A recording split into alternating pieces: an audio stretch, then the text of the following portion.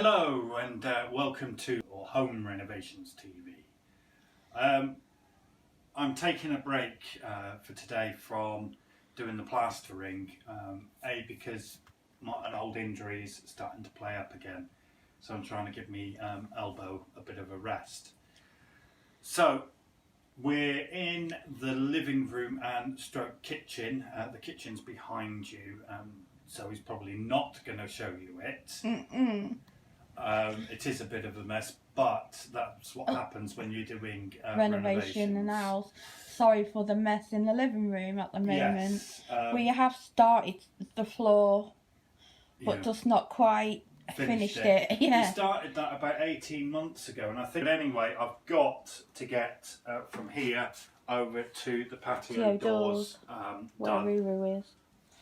Where your Zoe stood at the moment was a huge mistake. Yeah, because that's thinner. This here is only 19 mil thick. Yeah.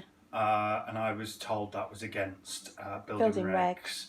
So we have to go and buy new. Buy brand new, and this is a 25 mil flooring board. So I've got, and to be honest, I got called away from this to do another job, and then it piled up with another job and so on and so forth, and I just hadn't gotten back to doing this. Then we had COVID and I couldn't get any timber. Yeah. Anyway, I got a load of timber, and I thought I may as well get this job done today, because it's looking like in the next 2 or 3 weeks, quicker than I thought, because the date today will be is it the 22nd? I think so. Of September. Anyway, I can't put the ceiling on until the plumber's been. Can't put the plasterboards on it. Well, you can on the walls, but not till the plumbers. Until we do the ceiling. Yeah. And the plumber hasn't finished doing round the fireplace, as you can see. And those of you who've been following, once again, we've gone another week without seeing him. We've now given him basically an ultimatum. He has until the 1st of October to come and finish this job. Otherwise, we're going to get another plumber in, or I'm going to do it myself, and he won't get paid. It's pretty much as simple as that. We're not piddling about now. We need to get on and get this done, because I'd like to have somewhere to sit and have a Christmas dinner. Yeah, exactly. At home, which will be the first in 5 years. Yeah. Because we tend to go out to have Christmas dinner. So, and we've got guests coming for Christmas, so I'd like to have somewhere to sit down. At least look decent, even if we haven't got paint on the wall. At least the plaster's hopefully going to be on the walls. Yeah. Yeah. So as you can see, our sofa's hidden behind those the blankets. The temporary sofa is behind there, because I'm actually going to be having a go at building one myself. Yeah. So for now, I'm going to let you go, because we've got to hoover this floor to make sure it's perfect for the new clean before putting the new boards down. I was going to say the foil wrap. Oh yeah, well, we'll bring them back and talk about that in a moment. Yeah. Hi and welcome back. As you can see, Alex has took the manky piece of silver paper, what was ripped up, because at the time we didn't have any more floorboards to put down. And the reason why we put battening down, because as you can see, there's misshapes of level flooring. And then you would maybe say, oh, why didn't we put levelling compound down? Yes, that would have been a way, but then it had been a waste of money. As why the battenings are down, it's because then to put the new floorboards on, the pine floorboard, because we would have nothing to nail it to. Let me try and help Zoe out there. She's right in a certain respect, but not quite in others. The reason for the battening, firstly, is because of the levels on this floor. The second reason for it is it gives a nice airflow underneath this floor, It's over the years we've had leak after leak after leak in the roof, and I don't mean because of the dormer going on. It was leaking before that as well, and coming right down through the house. And this floor has had probably 20 years of water being soaked into it. So it needs time to dry out anyway. We wanted to put pine floors throughout. There was pine floors originally up on the first floor, so we wanted to do that throughout the house. So the battening then gives me something to fix the flooring to. The reason for the thermal wrap, now I think this name, thermal wrap, is quite a misleading name. There is very little to no properties in terms of thermal insulation with this. I'm using this as a vapor barrier because, like I said, the floorboards here have become, the floor here has become quite damp over the years. Yes, there is ways around that. I could have dug the whole floor out, re-insulated it and relaid it. That would have taken quite a bit of time. I'm working on my own for one, so it would have probably taken me twice as long, and the expense of doing so just isn't financially viable. So I came across this stuff, and they do recommend it actually for lofts, but we're not using it for that purpose. We're using it underneath the floors, and it's basically a bubble wrap type thing. Double thickness. Yes, double thickness with a foil on both faces. The other thing this is going to do is reflect a little of the heat back into the room, so it's not absorbed into the concrete. And actually, we've noticed since putting this floor down and walking on it and comparing it to this concrete, where it was so cold. It was extremely cold. Even when we first bought the house with the carpet on the floor, you still could feel the cold through exactly. your feet, couldn't you? I'm not saying that these floorboards are perfect insulators. They're not, but there is a huge difference in the thermal temperatures between the two. So that's why we're doing it. And then I'm using from B&Q an aluminium foiled tape to in between the joints. And then I'm just laying the floorboards on top of it and nailing them down to the bottom. Okay, so I've done everything up to this point here where I'm stood. These two board runs here need pushing across. I don't have a floor clamp, unfortunately, but I will show you another method that I've come across. Okay, so we're going to stop the video there, go and make up this method, and then we'll come and talk a bit more. Okay, so what you're going to need for this, and this is a trick that a friend of ours by the name of Andy taught me. You're going to need 2 wedges, okay, a piece of scrap floorboard with either the tongue or the groove, dependent on which way you're laying your floors, and some scrap bits of either battening or, in our case, there was an old piece of furniture in one of the sheds that fell apart that I've kept hold of some scraps. So you'll need those. Oh, and some screws and a rubber mallet. So we're going to place the piece of floorboard up against into the groove. Sorry. We're going to pull the piece of scrap across, okay, so that I can get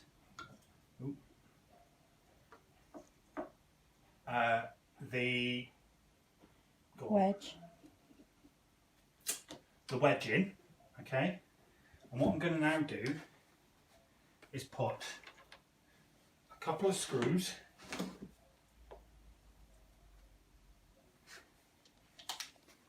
into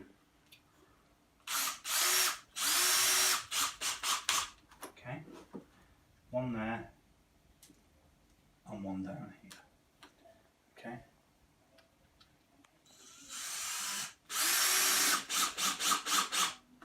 Right. So what I'm now going to do is get out my rubber mallet, and with the wedge in here, okay, I'm going to hit it, which is going to push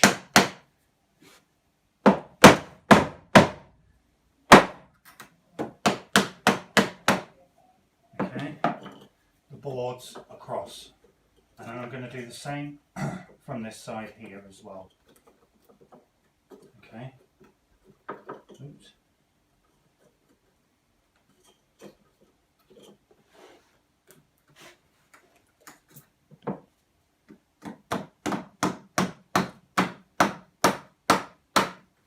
Which has actually closed up the gap here.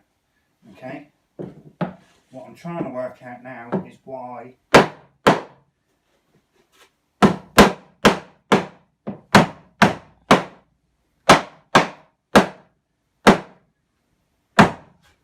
it's not closing up, and I actually see why. Okay, right, that was a bit of an effort, but actually it's, you know, the joint I was working on was just here, and it's closed it right up, okay? But what I had to do was take that previous board out.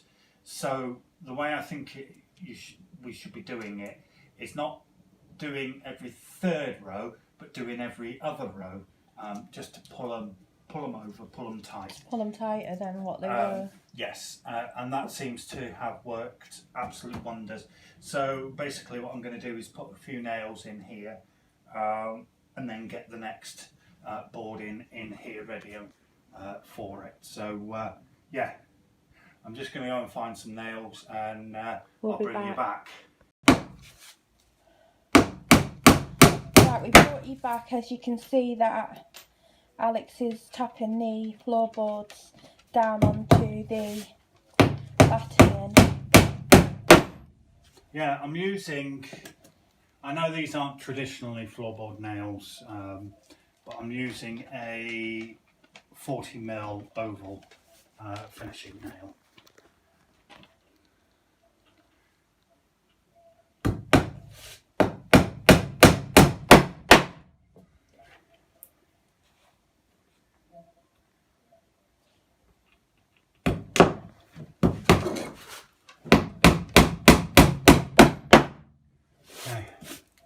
That should now hold that in place. I'm just going to put another nail, set of nails along this edge here, for a bit more security, because you know, it's holding it quite tightly at the minute.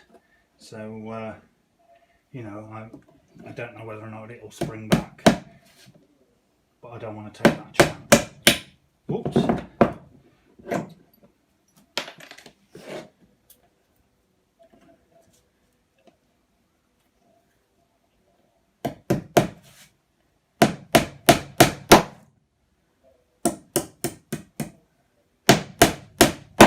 Sorry, this isn't my normal hammer, unfortunately.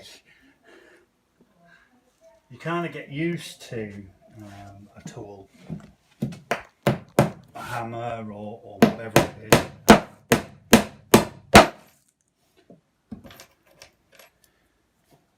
And then here I'm just going to put, you know, a couple of nails this side of it and this side. And what I'll do later on is come back with a nail punch and push them down a bit further.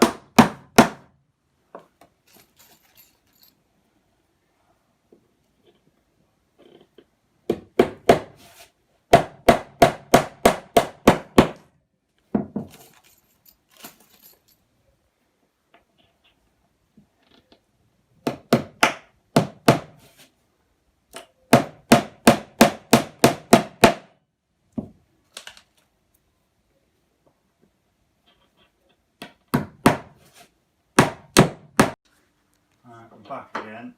Found nail, well you know again. But foam became full, so I had to go and spend time in it, sorting it out. So we're moving across now to these boards here to try and pull these up tighter, and I'm going to use the same trick again. Place me my groove up against, or scrap piece with the groove up against it, grab hold of you know, the wedge, pull that down up tight, okay, screw that in place. Now the trick to this is that you make sure that when you're screwing it down, that screw's not on the button. No, that one is. That one you're just going to screw, isn't? No, I was going to take it out, that's why. I was going to take it out. No, he wasn't. Okay, so it's important that it's screwed to at least 2 buttons. Okay, wedge again. Okay, placed in place. Rubber mallet. It doesn't matter whether it's a rubber or a hammer.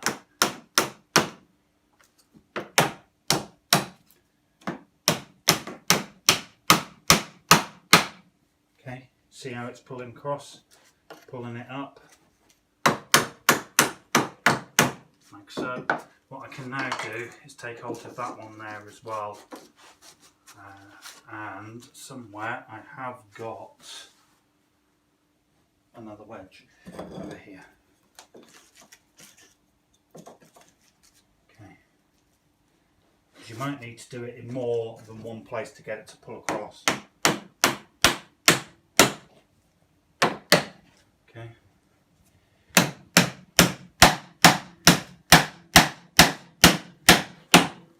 And it's pulled up nice and tight there now, so we're going to get some nails in. And then we can start working our way this way. But I had to get these pulled up nice and tight first before we could move on.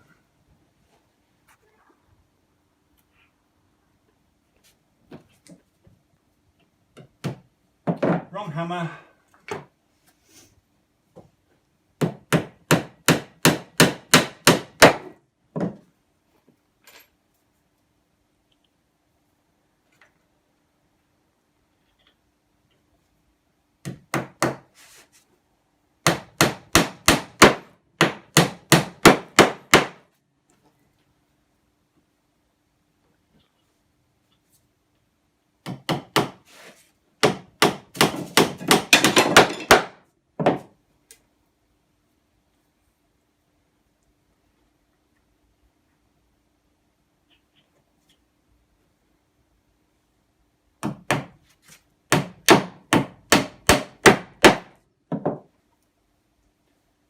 The pattern in here is a random.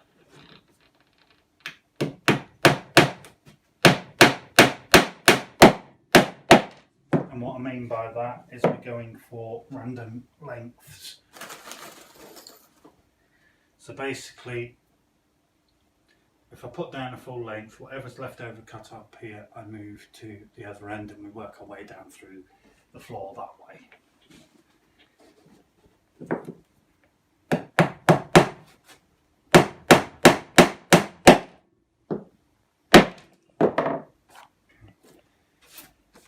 The way we've done it all through the house, isn't it? Yeah.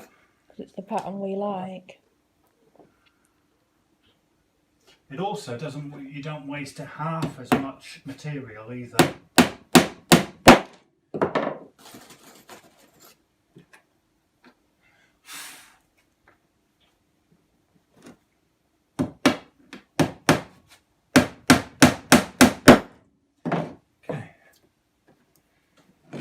Couple of nails into this one.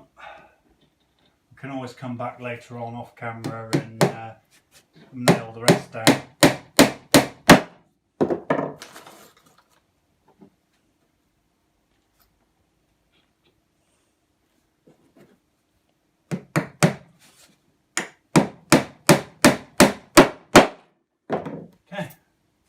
So I'll put this next one in up here, which is going to be slightly more difficult to do. Well, actually, I can take these out now.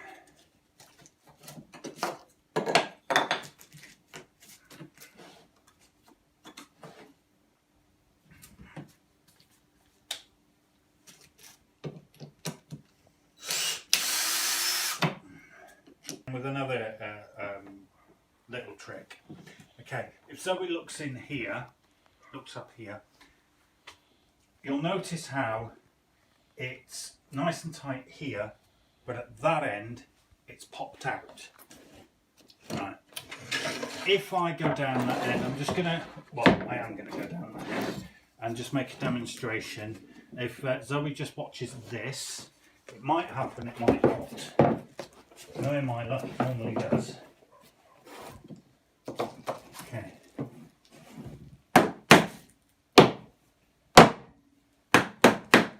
Actually, it didn't do it. Oh, I'm going to have to find another piece that does it. But you'll notice now that I've taken away the wedges, pulled and just used the two scraps to knock it in. And that seems to work quite nicely.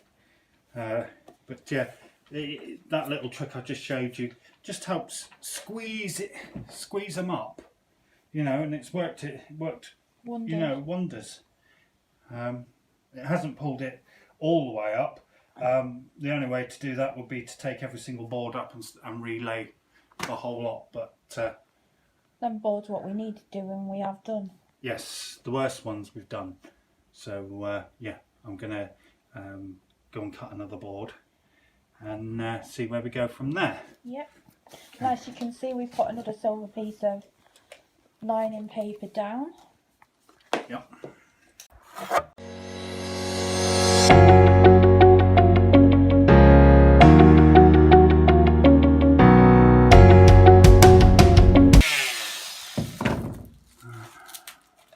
The reason I've just had to do that is because we sillily put these boards on before we finished the floor, and I want the floor to finish so it looks like it's always been here. So I'll just show you what I mean by that. This board here has got to be cut again, but I want it to sit under there like so, and plasterboard to sit on top with the skirt coming across the bottom. Okay, so we've done that now, and I've probably got to do that right the way across as we're going. So yeah.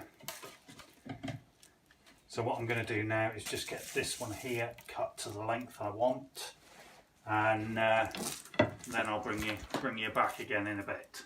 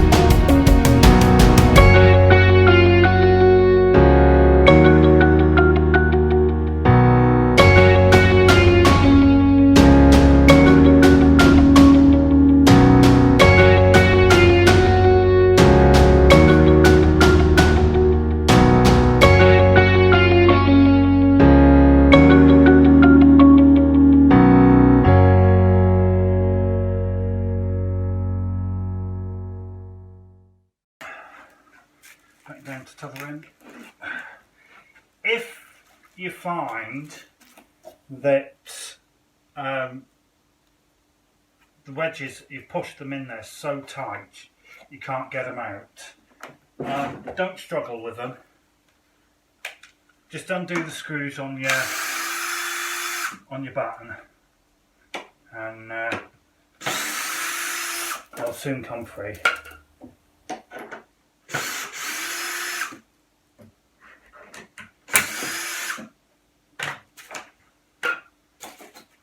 Like so.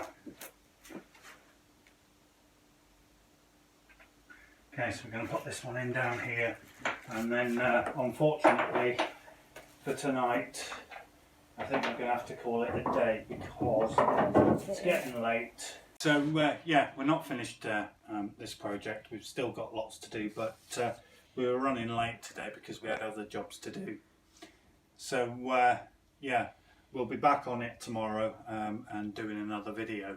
So thank you for watching. Yeah, thank you for watching, and we really do appreciate every view, every subscriber, every comment. Stay safe. If you can, why not give it a go? I'm sure you can. If I can do it, anybody can do it.